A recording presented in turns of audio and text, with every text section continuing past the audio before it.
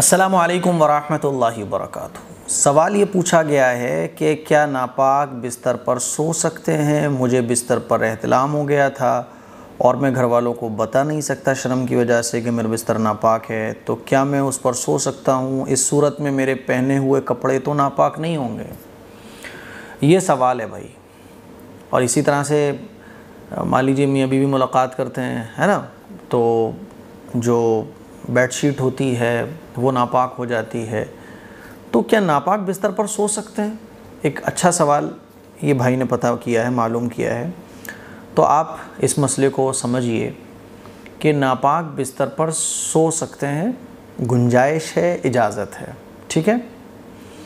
लेकिन नापाकी बिस्तर पर लगी हुई है, जिस हिस्से पर नापाकी लगी हुई है, देखो एक चीज़ ये भी समझें आप लोग कि सूखी नापाकी अगर मान लीजिए मेरे कपड़े से टच हो जाए, तो कोई भी सूखी नापाकी जो हमारे कपड़े से टच हो जाए, बॉडी से टच हो जाए, तो इससे नापाक हम नहीं होंगे, ठीक है। नापाकी से हम नापाक तब होंगे जब उसका कुछ हिस्सा हमारे कपड़े से या बदन से लग जाए। फॉर एग्ज़ाम्पल, जैसे कि मान लीजिए बिस्तर नापाक है, बिस्तर पर जिस जगह नापाकी लगी हुई है वो सूखी हुई है।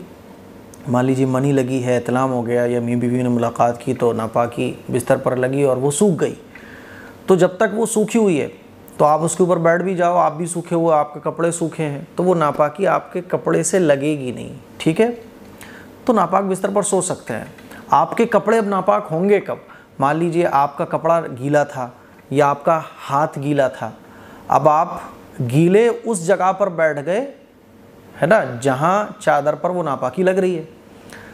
अब आपके गीला होने की वजह से, आपके कपड़े गीले होने की वजह से वो कपड़ा गीला या वो हाथ गीला आपका नापाकी पर रखा, तो वो नापाकी भी गीली हो गई, तो वो जो निजासत है, नापाकी है, उसका असर आपके हाथ पर आएगा। जाहिर सी बात है, जब आपका गीला हाथ है, गीला हाथ जैसे मिसाल के तौर पे मिट्टी पे भी आप रखो तो कुछ ना कुछ मिट्टी चिपकती है कि नहीं चिपकती, है ना।